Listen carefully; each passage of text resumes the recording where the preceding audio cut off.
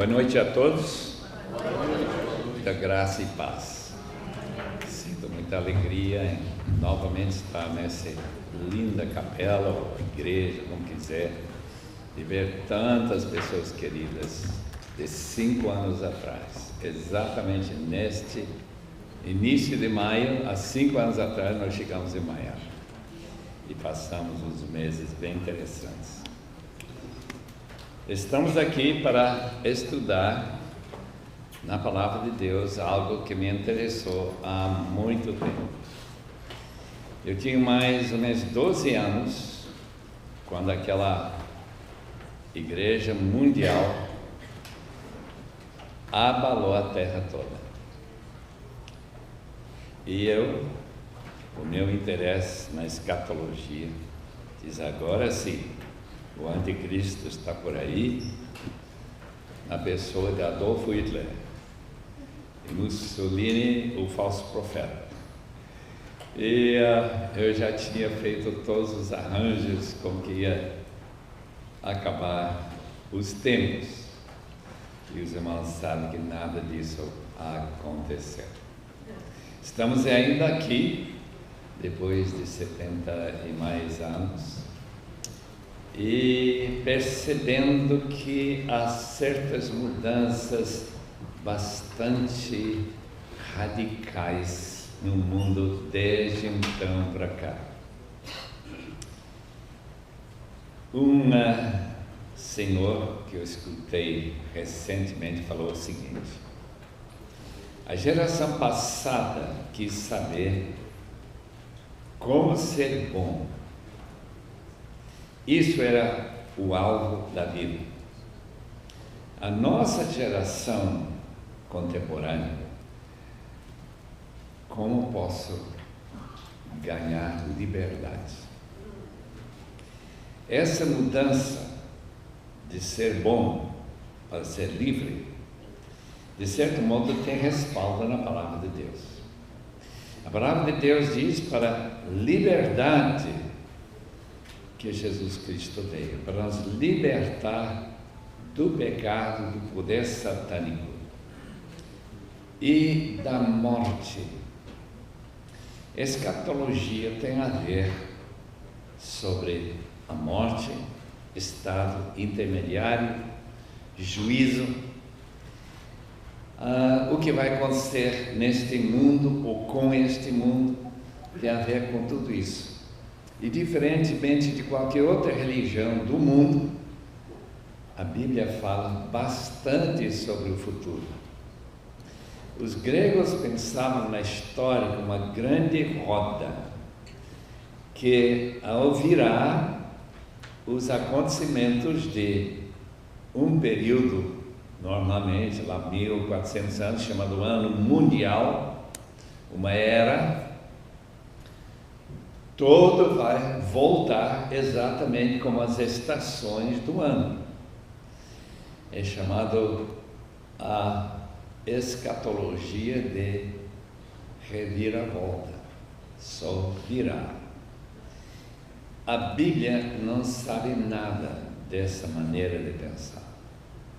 Exclui completamente a ideia daquilo que está acontecendo hoje, já aconteceu e acontecerá novamente, daqui a uns 1000 anos, quem sabe. Não, a Bíblia fala linearmente.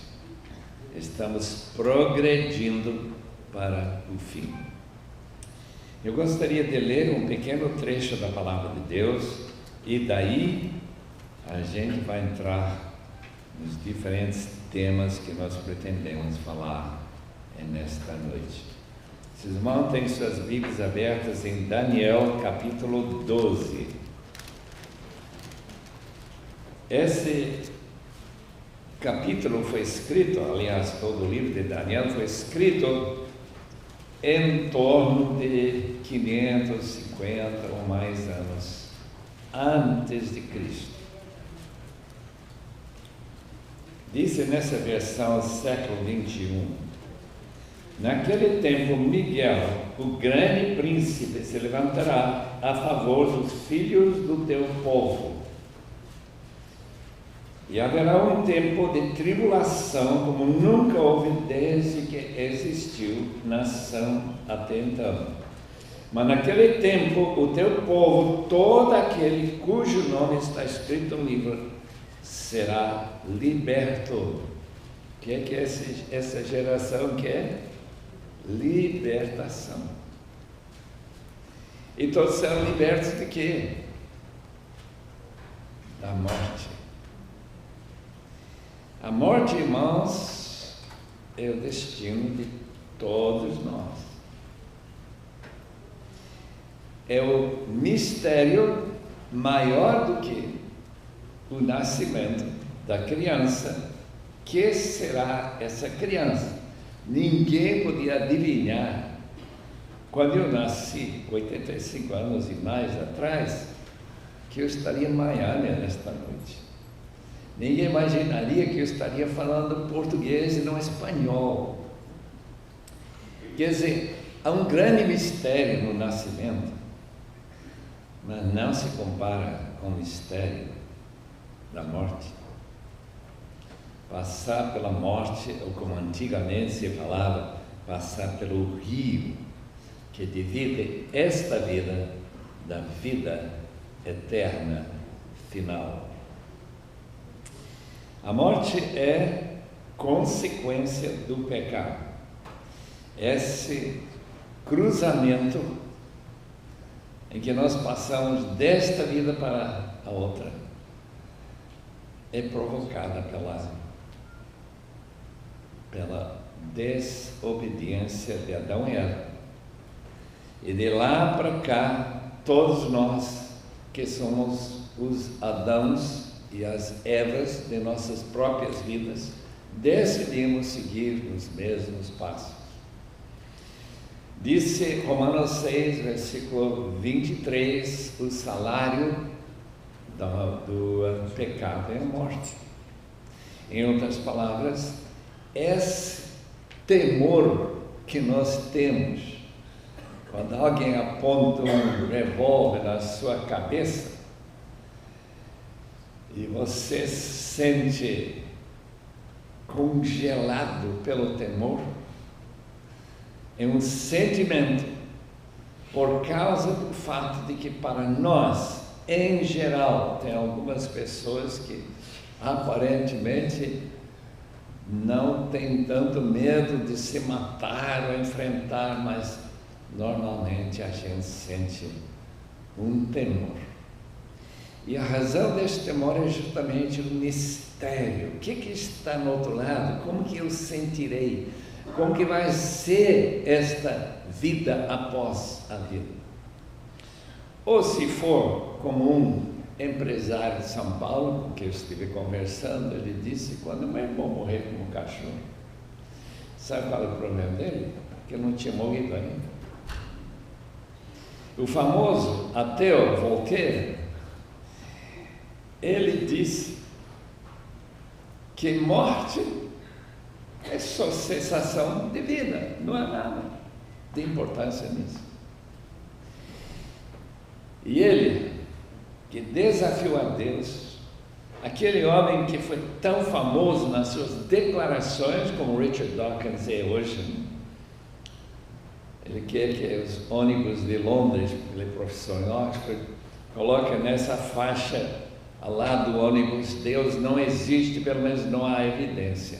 E se Deus não existe, obviamente o fim desta vida é simplesmente um evento natural. Mas quando Voltaire chegou ao fim da vida, ele teve uma experiência que ele não imaginaria nunca. Isto que ele sentiu a chegada dos demônios para levá-lo para o inferno. Esse homem que não cria em Deus, não cria em demônio, não cria nada do além, agora está tremendo de medo. Ele pede aqueles que estão em volta de sua cama, chame um padre. Ele não está delirando. Ninguém deu atenção à sua último pedido: chama um padre. E a mulher que cozinhava para ele, cuidava da casa, diz: nunca mais eu cuido de alguém na hora da morte que não crê em Deus. Uma pessoa que, de uma forma desgraçada, sem graça nenhuma, fala de Deus como se fosse alguém que seja de fato o diabo.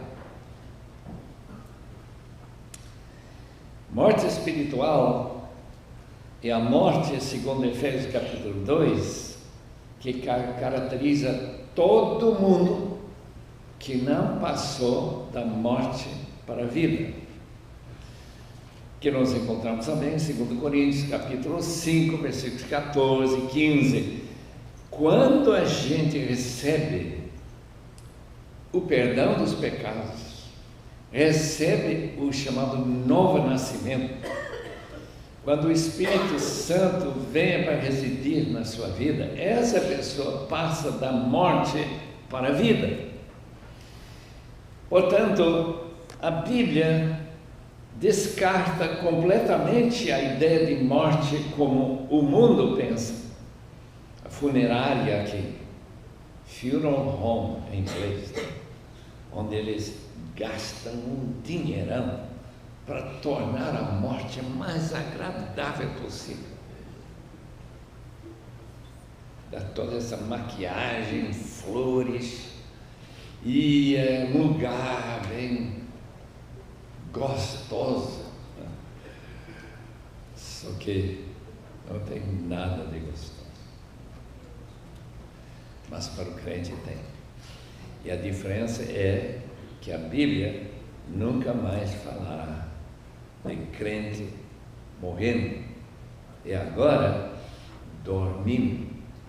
Em outras palavras, esse intervalo da minha cessação de vida aqui na terra e abrir os olhos na vida vindoura, esta transformação é simplesmente acordar. Quem é que tem medo de dormir à noite? Ninguém. Seria estúpido. Você tem que dormir. Portanto, dormir é simplesmente cessar de consciência para depois despertar para o novo dia, com novas forças e novas alegrias. A palavra que se usa é dormir. As palavras de Jesus para Marta são muito significativas.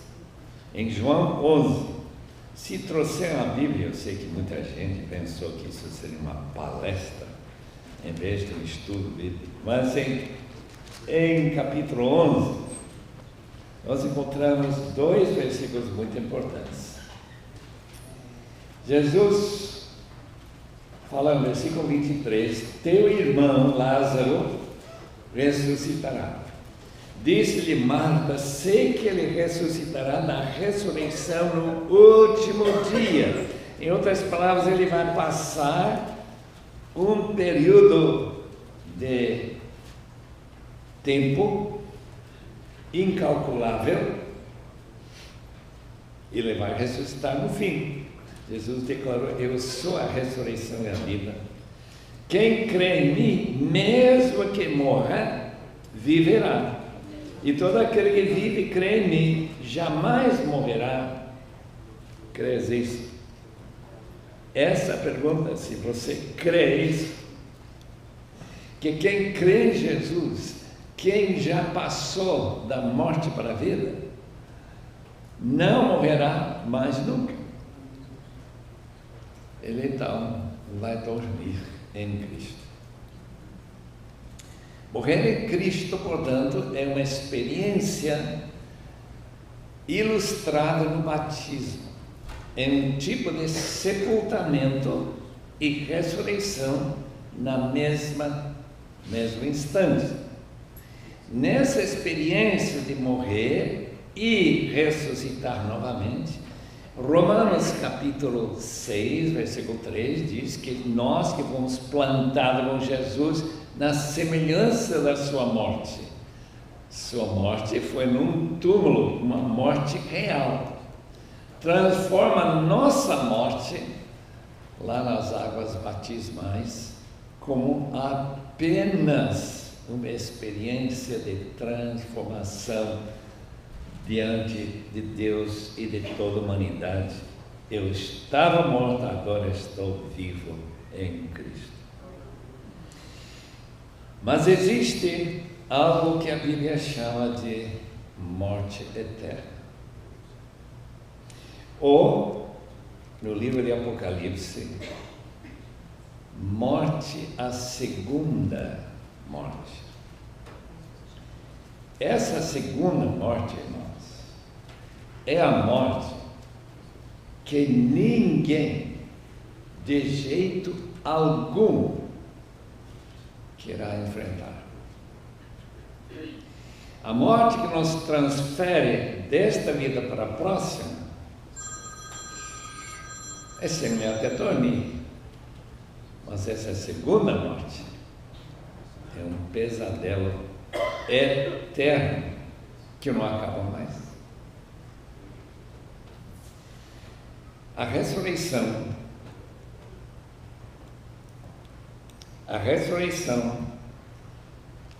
dos corpos, que nós encontramos, por exemplo, em João, capítulo 5 e 28, João 5, 28. Alguns ressuscitarão, diz o texto aqui, para a vida, para essa liberdade.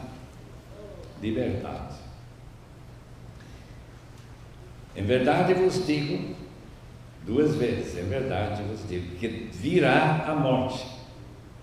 A hora, e já chegou, em que os mortos ouvirão a voz do Filho de Deus, e os que ouvirão viverão.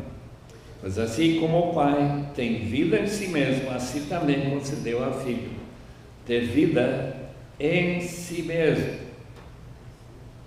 de modo que aqueles que morrem, se estão com Cristo, ressuscitarão. Não os admireis, porque virá a hora em que todos que estão nos sepulcros ouvirão a voz e sairão. Os que tiveram feito bem, isto é, obedecido o convite de Cristo para receber sua graciosa, totalmente graciosa salvação em Cristo, eles ressurgirão para a vida. E os que tiverem feito mal, rejeitando Cristo, para a ressurreição da condenação. Hebreus 9, 27 é marcado para o homem, toda mulher, morrer. A não ser aqueles que estão vivos quando Jesus voltar, que vão ser transformados num instante, abrir e fechar de olhos, e serão arrebatados para o encontro com Cristo nos ares. Mas todos os outros têm a mesma doença que eu tenho, chamada doença mortal, de morrer. Eu não sei se tem receio disso. Eu lembro de um senhor lá na Bolívia, onde eu fui criado, um homem rico, era o homem mais rico da cidade. E ele pegou uma doença. Ele foi tratado, eu acho que em John Hopkins, mas ele tinha tanto medo de morrer. Eu lembro outra pessoa que foi visitar, estava com alguma doença, nem lembro qual foi. A filha me encontrou na porta e disse: não entre, porque se você entrar, fala com ele, vai achar que vai morrer. Porque pastor não visita ninguém que não vai morrer. Ele fala, vou morrer mesmo. depois da morte é o juízo. Se não fosse o juízo, querido, então o Richard Dawkins podia morrer feliz. O Voltaire podia morrer feliz. O problema é que depois da morte, todos nós compareceremos diante do tribunal de Cristo. E Romanos 14, versículo 10 diz que compareceremos diante do tribunal de Deus. Então, tribunal de Cristo, tribunal de Deus é o mesmo tribunal. Todos nós. E prestaremos contas diante da única pergunta que importa mais do que qualquer pergunta que você respondeu em toda a sua vida. O que você fez com minha oferta de salvação eterna em Cristo? O que você fez? Você simplesmente fez como a maioria da população? Eu não quero. Eu tenho o hábito de entregar folhetos quando eu caminho lá em São Paulo. Tem muita gente para dar folhetos. A gente vai quilos de folhetos. Mas de vez em quando, quase 1 ou 2 vezes por dia, é impressionante. E eu até espero agora. Alguém vai dizer não. Não, eu não quero. Eu não sei por que tem esse indivíduo que está andando por aí. E é raras vezes que a gente vai entregando. E, de repente, eu não quero. Não quer dizer que todo mundo que recebe o folheto vai ler, ou mais ainda que vão tomar a sugestão, aliás, a exortação daquele folheto, entrega a sua vida ao Senhor Jesus. Receba a salvação de graça, já foi feito tudo para você. Você só tem que pegar e deixar Cristo entrar na sua vida, transformá-la e fazer. E se você diz, eu não fiz nada com Cristo, a condenação é a morte eterna no inferno. Eu li um livro em Cuiabá, que livro interessante, de uma chinesa. Ela mudou de nome, então o livro se chama Norma. Ela estudou numa escola presbiteriana em Xangai, quando os comunistas tomaram conta da cidade. E aí veio todas aquelas inquisições, inquéritos, se as pessoas eram cristãs ou não.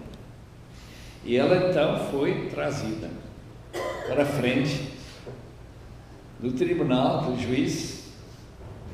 Você é cristã? Ela, sem pensar, porque ela não era cristã, ela nunca tinha aceitado o Senhor Jesus. Diz o Senhor.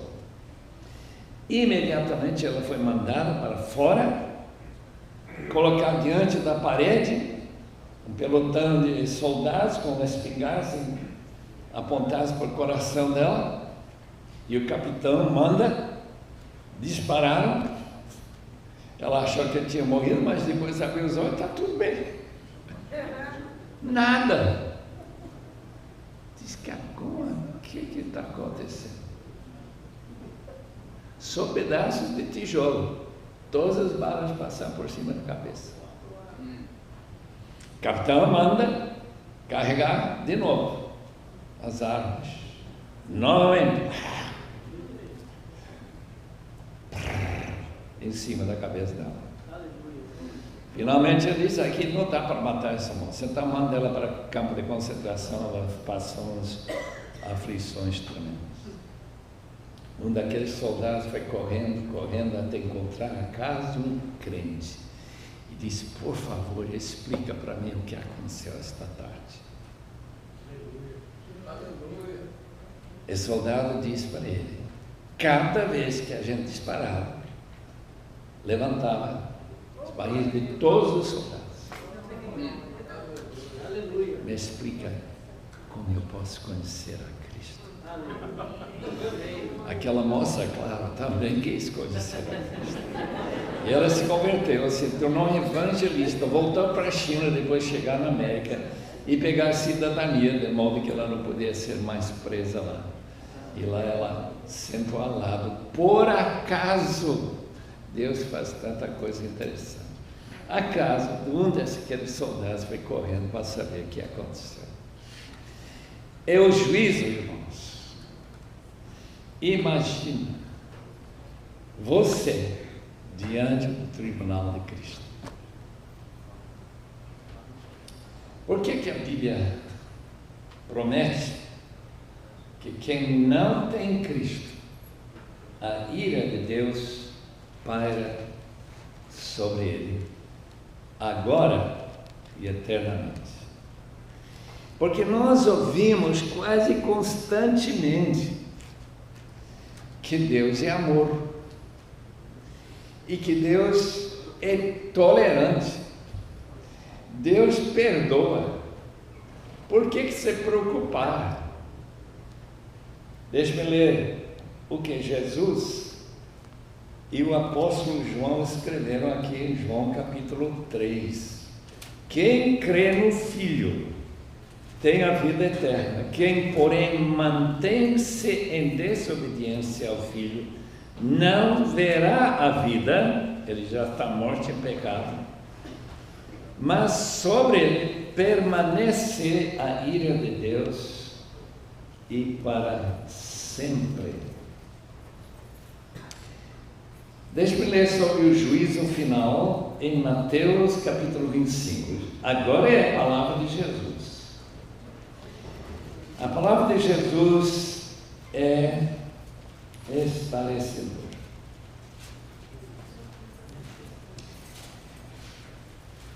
Capítulo 25 de Mateus. O último versículo. Esta Bíblia ainda tem problemas. Então eles também perguntarão: Senhor, quando te vimos? A pessoa está no juízo, com fome, com sede, estrangeiro, sem roupas, ou doente, ou na prisão, e não cuidamos de ti. Ele lhes responderá: em verdade vos digo que sempre que eu deixasse de fazer a um desses mais pequeninos, deixasse de fazê-lo a mim. E eles irão para o castigo eterno, mas os justos irão para a vida eterna. Vida e morte eterna, inferno e paraíso. É um contraste tão radical que é impossível imaginar a diferença. E seria maior tristeza no dia que você aparecer lá comigo, lá no céu, na presença do Senhor, no juízo, e eu ver que você foi condenado. Pelo menos você vai saber, enquanto eu creio que a maioria da população do mundo nem sabe o que está naquele após-morte. A escatologia pessoal tem a ver com uma transferência para um lugar chamado paraíso ou céu. Só que não é o céu em que estão passando satélites por cima de nossas cabeças a 25 mil quilômetros acima da terra, não é nada disso. A palavra céu quer dizer uma outra dimensão que nós não temos nenhuma capacidade de ver ou sentir.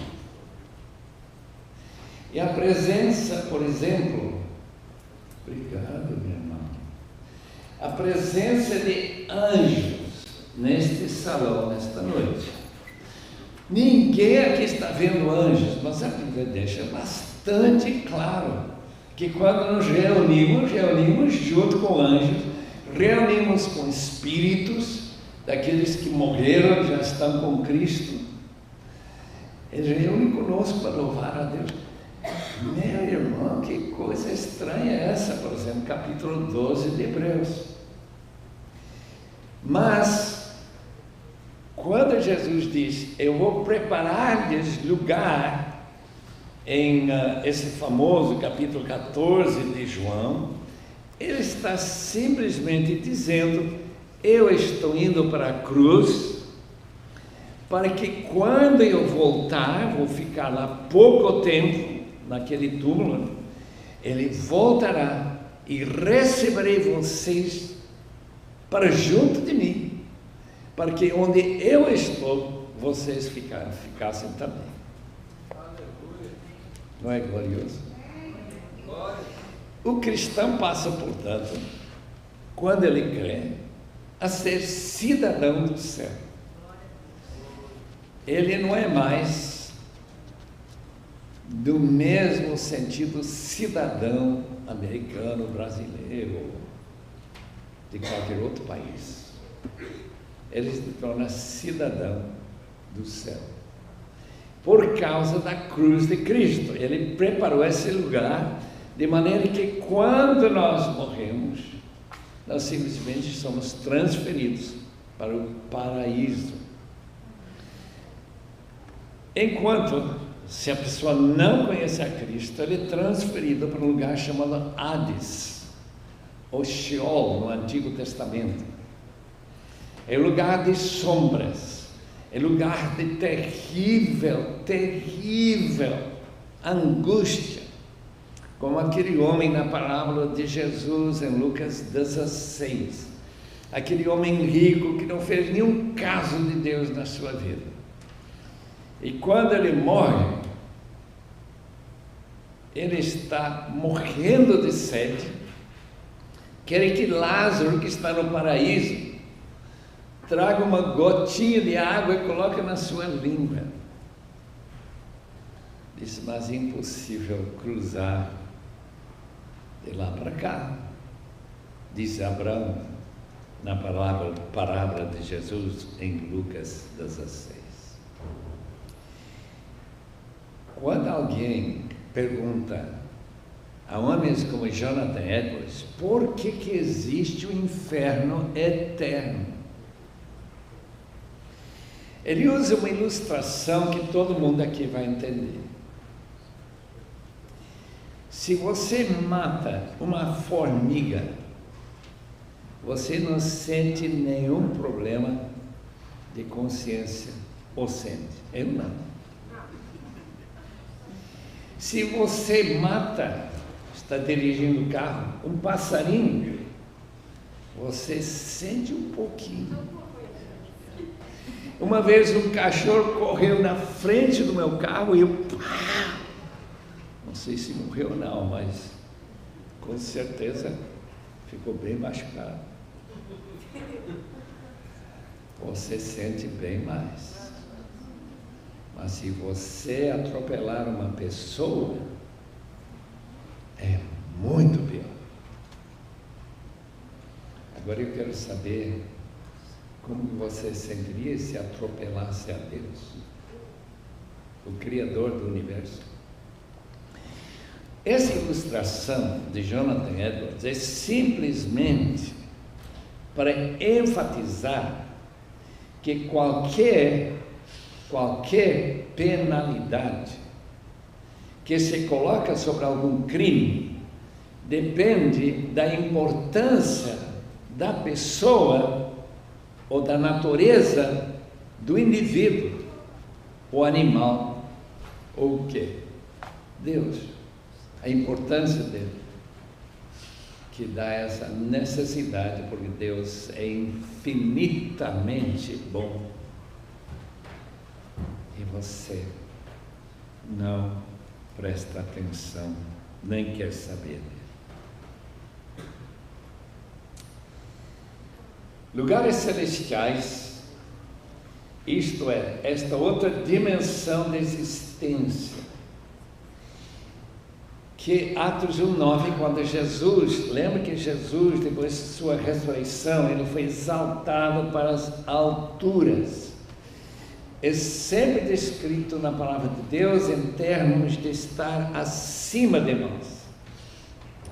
E não necessariamente ao nosso lado ou aqui dentro da nossa presença, ao não ser pelo fato de que nós sabemos, como aquela menininha que chegou na escola bíblica dominical por uma lição, e quando ela voltou para casa, ela estava tão deslumbrada, sentada no colo da mãe, com o ouvido lá no peito da mãe. Menina, o que você está fazendo? Estou escutando aqui, estou escutando a Jesus. E o que ele está fazendo, filhinho? Ele está fazendo café. Escutando o coração da mãe, está fazendo café. Em outras palavras, a presença de Cristo no coração, administrada, realizada pelo Espírito Santo, é uma realidade que, ao mesmo tempo, sabemos que Jesus Cristo está incorporado, ele é um homem no céu. Ele é o filho de Maria, que morreu, ressuscitou, corpo completamente transformado, porque agora esse corpo voa e está junto com o Pai. Mas ao mesmo tempo, nesse mundo espiritual, ele pode estar com você. Quando 2 ou 3 estão reunidos em meu nome, ali estou eu no meio deles. Portanto, o que está na nossa frente cria complicações tremendas em termos de ciências exatas. Simplesmente não se comporta. Mas que a realidade é algo que a gente pode crer por causa da revelação na palavra de Deus. E que possa dar paz quando você enfrenta essas últimas horas da sua vida. O estado intermediário cria divergências entre cristãos. Os irmãos devem saber que todos os cristãos adventistas creem que quando a gente morre, a vida cessa 100%. Não tem nada mais senão o corpo. É como quando se apaga essa luz. Quando se apaga a luz não existe. Simplesmente apagou. Mas os cristãos, desde a época de Jesus até hoje, creem que a nossa existência vital, viva, continua num lugar chamado paraíso. O apóstolo Paulo teve uma experiência, em 2 Coríntios 12, versículo 4, que ele subiu até o paraíso. E lá ele teve umas experiências tão fantásticas que ele disse que não foi permitido tentar explicar, porque explicaria coisa de modo errado. Portanto, ele ficou em silêncio sobre o que ele experimentou. Umas crianças na China, crianças de rua, foram arrebanhadas no orfanato com o casal Baker. Há quantos anos atrás? O livro não conta. Num belo dia, depois de alguns deles aceitaram o Evangelho, creram no Senhor Jesus, foram arrebatados fora do corpo, o corpo ficou lá, e eles encontraram lá no paraíso. Eles falaram, por exemplo, de uma pessoa que tinha morrido, eles encontraram lá, só que eles estavam no inferno, porque não tinham aceito o Evangelho. Eles contaram muita coisa que eles nunca ouviram falar. porque eles não foram proibidos como Paulo de contar como que é esse lugar chamado paraíso. Eu estive contando para a doutora Nery hoje e a dona Débora, doutora Débora, de Salomão Santos. Salomão Santos, em 1981, morreu. Eu não vou contar a história, porque ele conta a história do seu testemunho, demora 1 hora. Mas ele estava vivendo uma vida muito longe de Deus. Ele tinha sido da igreja, saiu da igreja para tocar numa banda famosa do Rio de Janeiro. Mas ele tomou uma droga, e junto com a droga o remédio tornou ele suscetível a apodrecimento do seu interior. Sua mãe é uma mulher de oração, muita oração. E Deus falou para ela: seu filho vai ser uma bênção. Então ele chegou lá no hospital, disse para o médico: meu filho vai ser uma bênção, filho. O médico disse: o seu filho vai morrer. Espírito. Ela disse: se meu filho não for uma bênção, eu vou aceitar a sua religião. Mas se ele for uma bênção, o senhor vai aceitar meu Jesus. Ele foi embora. Ele morreu, foi levado por um anjo, ele conta tudo. 8 horas depois, está na placa, no hospital, lá no necrotério. E de repente, o médico está de plantão, ele cai da placa no chão, gritando: glória a Deus, glória a Deus. O médico: cruz, credo, estava apavorado. E aí se tornou uma palestrante que anda por todo lado. Eu estive na Suíça, ele estava chegando lá no próximo sábado para contar essa história. Irmãos, o que ele contou, simplesmente que é algo inacreditável. Tem exército de anjos chegando para lutar com os demônios e tanta coisa, que a Bíblia não explica bem esse período chamado intermediário entre morte e ressurreição na volta de Cristo, porque a palavra de Deus é muito clara que quando Cristo voltar, os que morreram em Cristo estão dormindo em Cristo. Essa é a palavra usada lá em 1 Tessalonicenses 4, ressuscitarão primeiro, porque não vão primeiro para chegar na presença de Jesus, para voltar com Ele e reinar na terra. Como está minha mãe, que faleceu na Bolívia, está enterrada em Cochabamba? Quer dizer, o corpo estava enterrado. Como está passando agora, depois de quantos anos?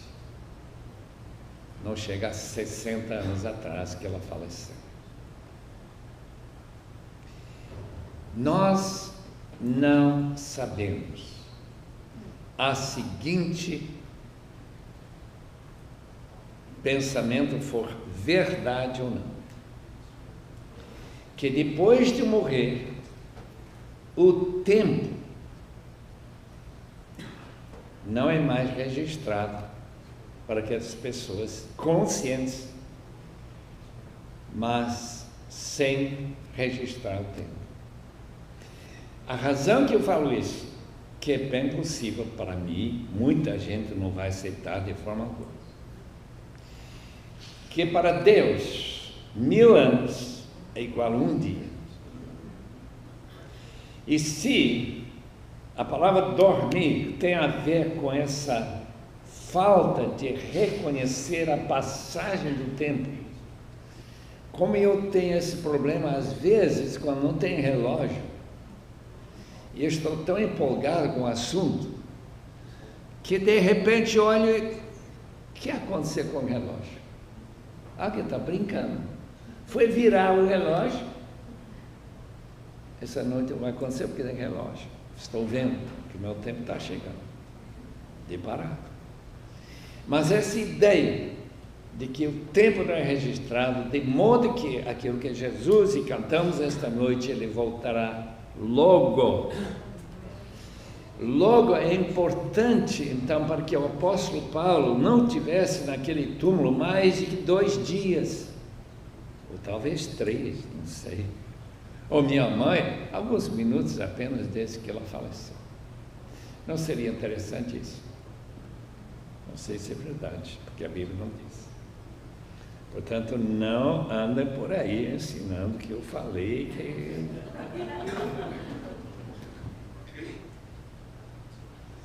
Tempo se registra quando estamos acordados, e especialmente se é algo que a gente desgosta, algo como sentado num avião, para ir e viajar 13 horas de São Paulo até Istambul. A gente não pode aguentar até chegar, e aí sair livres. Muito bem. Ressurreição do corpo. A ressurreição de Jesus é chamada das primícias. E Filipenses capítulo 3 nos informa que essa transformação de nossos corpos em corpos de glória, em vez de corpos de vergonha e de fraqueza e de deterioração. Portanto, um tipo de material que não existe no mundo, em lugar nenhum. Não dá para estudar, cientista não pode saber como que é esse corpo de Cristo. Que tipo de dentes ele mastigou aqueles peixes lá ao lado do lago de Galileia, em João 21? Quer dizer, eu acho que ele comeu, porque Atos diz que ele comeu com os discípulos. Que tipo de carne, que tipo de transformação, que dá para flutuar, passar por porta fechada, sem problema algum. E que ele pode ficar em algum lugar, acima de nós ou acima da China, não sei. Mas vai ser maravilhoso, porque lembre-se uma coisa: Deus nos fez para viver em corpos. Nós não somos gregos. Os gregos achavam que este corpo era um caixão e que nós estamos presos lá dentro desse caixão. Depois tira a tampa e a alma escapa como um passarinho. De jeito nenhum. Nós estamos, gostem ou não, fatalmente confinados a um corpo. E nesse corpo que nós viveremos eternamente. Só que vai ser um corpo que não tem nenhum problema, mas não vai precisar do torneio. Não sei se vão gostar disso. Não vai precisar de farmácia. Nunca vai ter dores. Vai ser um corpo que cada vez mais fica brilhando com essa glória da transfiguração de Jesus. A Bíblia chama de glorioso. Deixe-me ler em Romanos 8, versículo 18, algumas palavras tão apropriadas para descrever a situação que nós nos encontramos neste mundo. Considero, Romanos 8, 18, considero que os sofrimentos do presente não se podem comparar com a glória que será revelada em nós. Os discípulos que foram lá subir o monte, não sei que monte, lá em Israel, e eles ficaram com sono, ficaram roncando lá um tempinho. De repente, quando eles abriram os olhos, Jesus estava brilhando com o corpo glorioso. Não sei como aconteceu isso, mas o texto diz aí, não se pode comparar este corpo e vida que estão vivendo agora com o corpo glorioso que receberemos, se somos de Deus. Pois a criação aguarda ansiosamente a revelação dos filhos de Deus na sua glória, porque a criação ficou sujeita à inutilidade, não por sua vontade, mas por causa daquele que a sujeitou.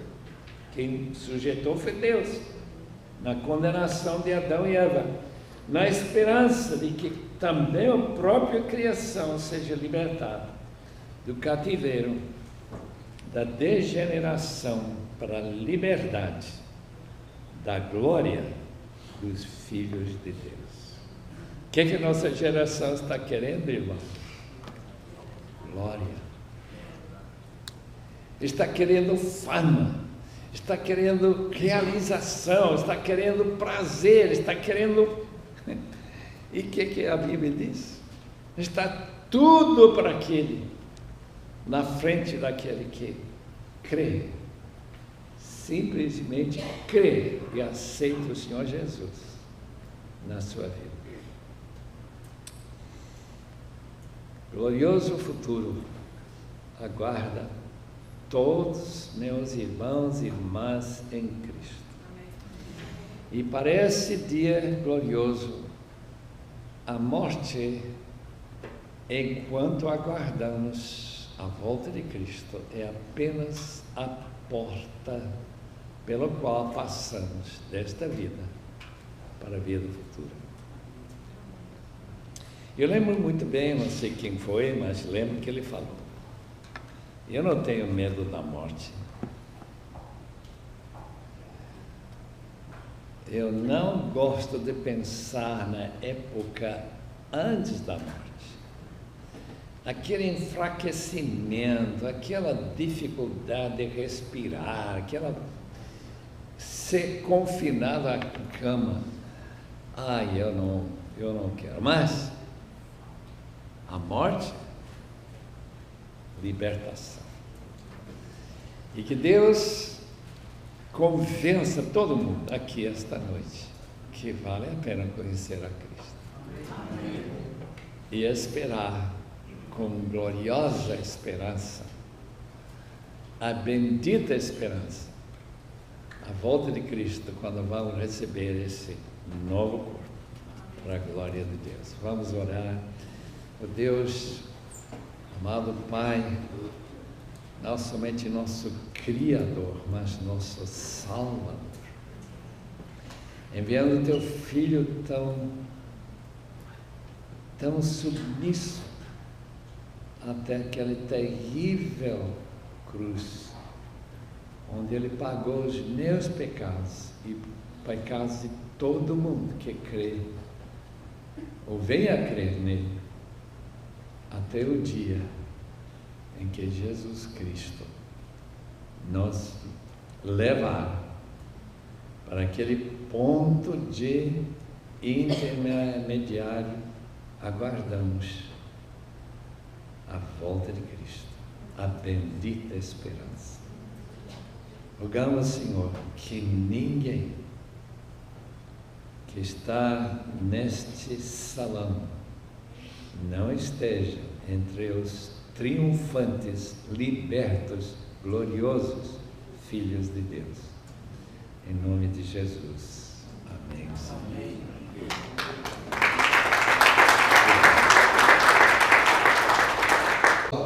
Pastor Léo, se alguém mais já tem uma pergunta, já passou o microfone para a próxima. Não? Pastor Chet, esse é um lugar que a gente não pode ver ou sentir. O senhor mencionou que nesse salão tem anjos. Aí o senhor falou do espírito daqueles que morreram. Eu entendi errado. Eu queria que o senhor elaborasse um pouquinho mais sobre isso. Estaria louvando com a gente. Deixe-me ler o texto aqui, em Hebreus, capítulo 12. Desde lá para o versículo 23, 24 de Hebreus 12. É um texto que combina com aquele texto, por exemplo, em Efésios 2, que quando nós nascemos de novo, nós somos entronizados com Cristo. Hebreus 12, que é um texto tão tremendo.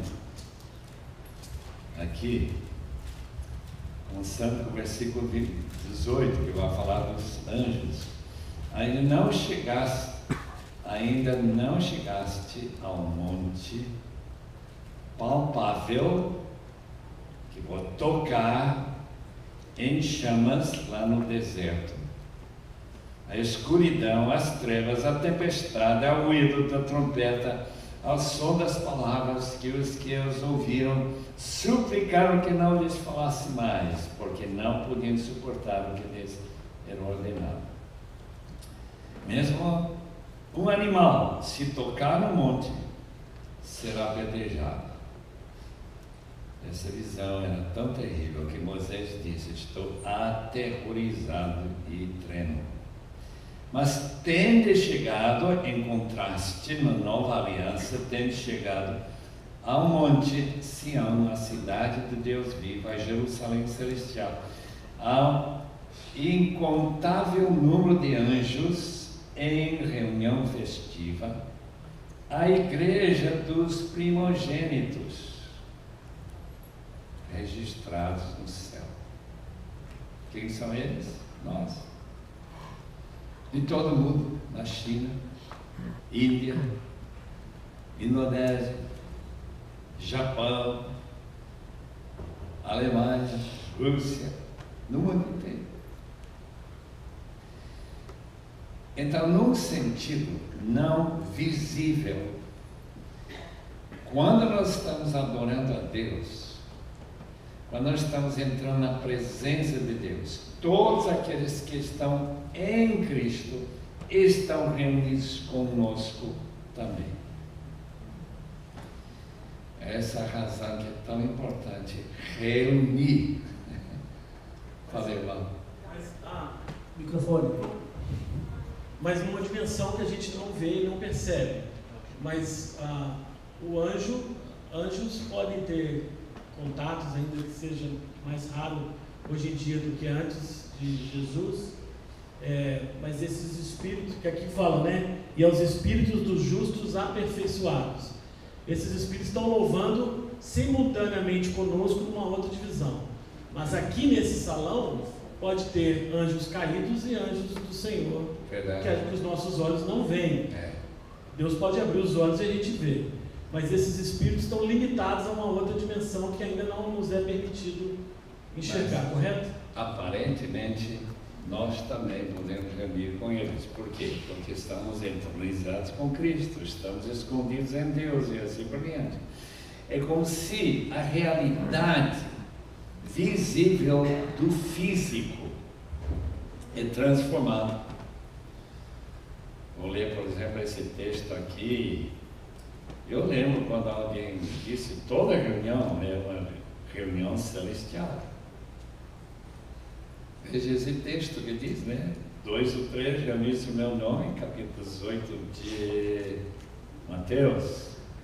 Eu estou procurando esse texto aqui em Efésios. Efésios capítulo 2. Diz o seguinte, versículo 5: estamos ainda mortos em nossos pecados, deu-nos vida juntamente com Cristo, pela graça sois salvos, e nos ressuscitou juntamente com Ele. Com Ele nos fez assentar nas regiões celestiais, em Cristo Jesus. E onde está Ele? Celestial, céu. Portanto, aqueles redimidos que já morreram estão reunidos conosco também. É difícil entender isso, né? Porque eles estão aguardando a volta de Cristo, como nós. Mas lá está no texto. E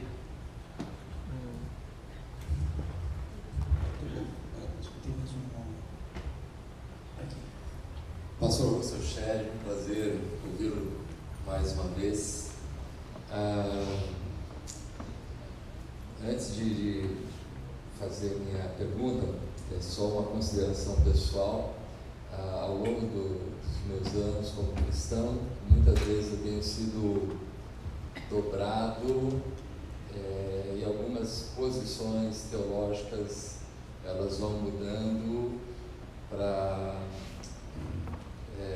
conferirem com aquilo que as Escrituras vão revelando nos estudos bíblicos. Eu já li algumas vezes e reli o seu livro Escatologia no Novo Testamento. Eu sei que esse livro já tem alguns anos escritos.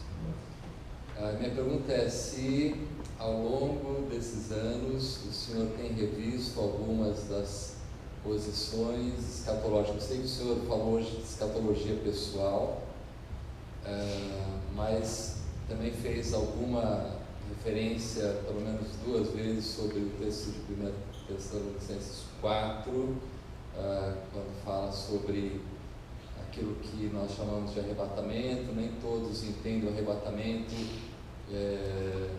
como uma dupla de vinda de Cristo, mas o Senhor falou aquilo que a Bíblia fala, da transformação dos mortos, a ressurreição dos mortos, a transformação dos vivos, para encontro com o Senhor Jesus nos ares, para depois virmos com Ele para reinar e estabelecer o seu reino.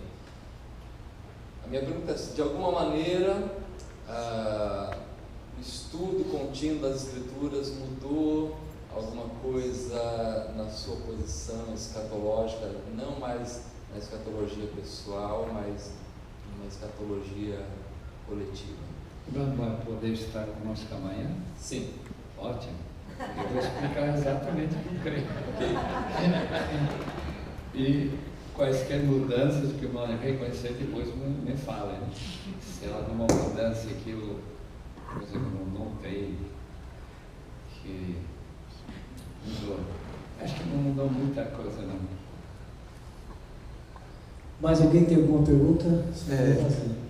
Eu gostaria de que, se fosse possível, Dr. Sherry, Sim, é possível. o senhor me ajudar a compreender um pouco do momento que a pessoa fecha os seus olhos e vai estar com Jesus, entendeu? Essa dimensão, o corpo aqui na terra é enterrado, mas a Bíblia fala que os corpos vão ser restituídos, né? Como é esse período? Como o senhor entende isso? O senhor poderia falar? Ou o senhor vai falar amanhã? Não sei. Não, né? esse de hoje. Não, o corpo não é composto dos mesmos átomos.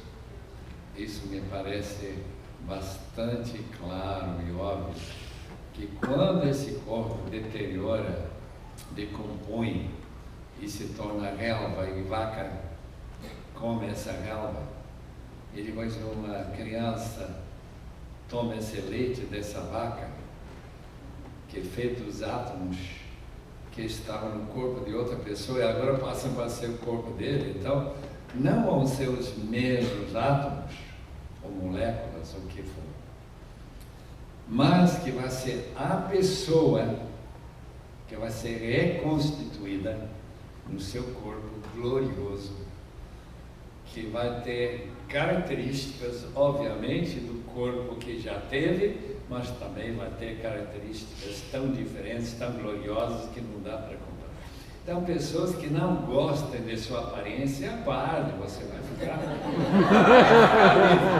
E você que está muito orgulhoso da sua aparência, que já fez toda essa plástica, tudo isso, você vai ficar mais feio. Pastor César, estou mais feliz que ontem já, viu? Vou ficar lindo e maravilhoso. E alto. E alto, imagina, loiro, olhos azuis.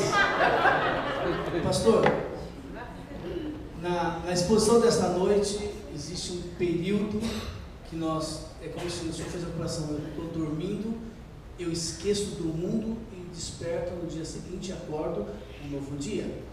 Como entender quando Jesus diz para o ladrão da cruz, hoje você estará comigo no paraíso? Significa que há um período, e Jesus não falou isso, ou literalmente ele estaria no paraíso lindo e maravilhoso? Lindo. Exatamente. Exatamente. Mas passando por esse período de sono, de um dia para 1000 anos, alguma coisa assim? Não, eu acho que, irmão, já tem lido ou visto o filme de Nárnia, daquelas crianças, né? Sim. Irmão, lembra quando ele sai desse guarda-roupa? A pessoa acha que muito tempo passou, mas não passou quase nada, mas esteve lá. Quer dizer, eu não estou sugerindo que a gente não vai ficar no paraíso, vai, apenas que o registro do tempo me parece deve mudar. Deve, eu não sei se vai mudar ou não, senão eu vou estar lá esperando, tem que ter paciência. Muita paciência. Esperar 1000 anos para que eles serviço voltar. Alguém mais tem uma pergunta? Pastor, tem 2 microfones, eu tenho um aqui e um sem bateria.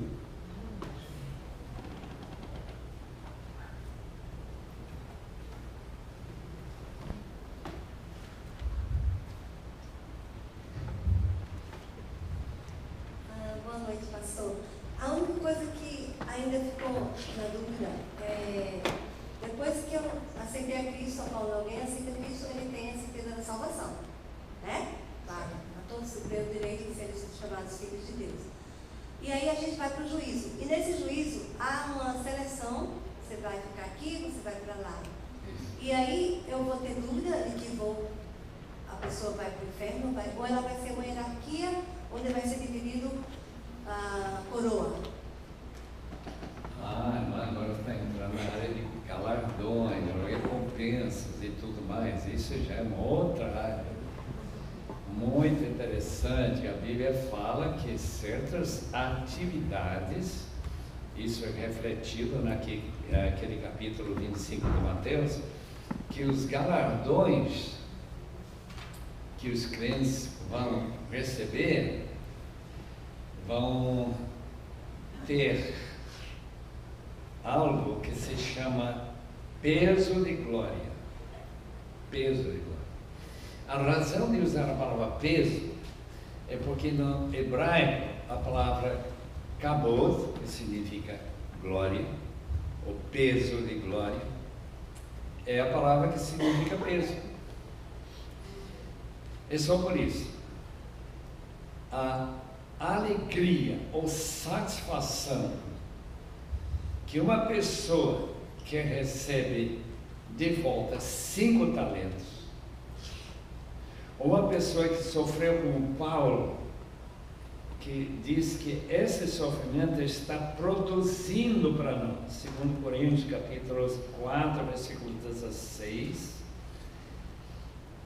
2 Coríntios 4, 16, é impressionante, vai criar para nós um peso eterno de glória. Enquanto outras pessoas vão receber um peso menor, porque sofreram um pouco por Cristo. Interessante que sofrimento é que importa. Por isso não nos desanimamos, ainda que nosso exterior esteja como se diz?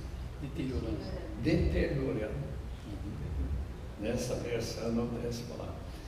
E o nosso interior está sendo renovado todos os dias, pois nossa tribulação leve e passageira produz para nós uma glória incomparável de valor eterno. Não diz nada sobre peso, mas no original está lá a palavra peso de glória. Portanto, vamos ver. Eu não creio que alguém vai poder distinguir do Tonelli de alguma outra pessoa que vai receber muito menos, porque eu acho que ele vai ganhar muito.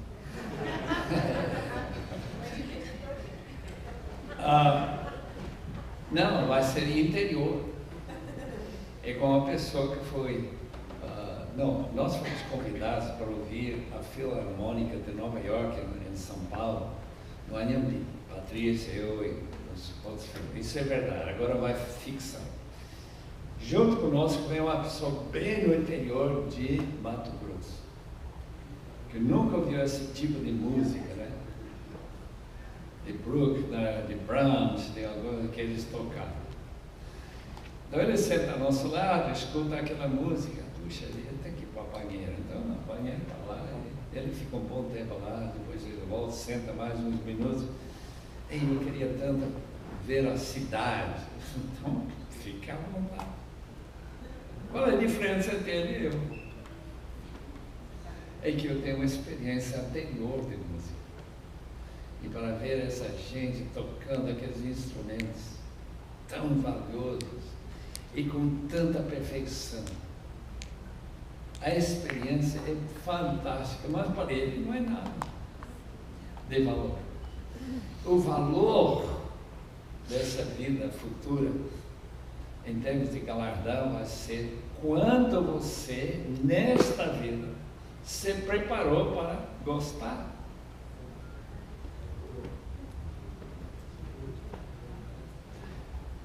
Muito bem. Alguma outra pergunta? Não? Muito bem. Deus Nós vamos encerrando por aqui hoje. Alguns avisos rápidos. O pastor Shelley trouxe alguns livros da sua autoria. O Eduardo está tomando conta da mesa dos livros ali. Alguém que desejar consultar e adquirir, fique à vontade. O Eduardo